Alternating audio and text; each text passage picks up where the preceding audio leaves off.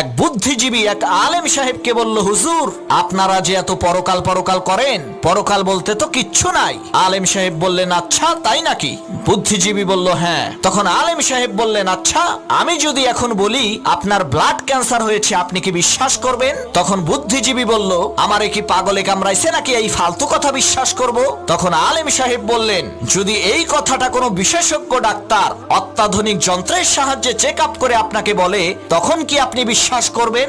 বুদ্ধিজীবী বলল, অবশ্যই বিশ্বাস করব। তখন আলেম সাহেব বললেন, আপনি ডাক্তারের কথা বিশ্বাস করবেন, কারণ সে শরীরের বিশেষজ্ঞ, মানুষের দেহ সম্পর্কে সে ভালো জানে। তাহলে আলেমদের কথা বিশ্বাস করেন না কেন? তারাও তো আসমানি কিতাবের বিশেষজ্ঞ।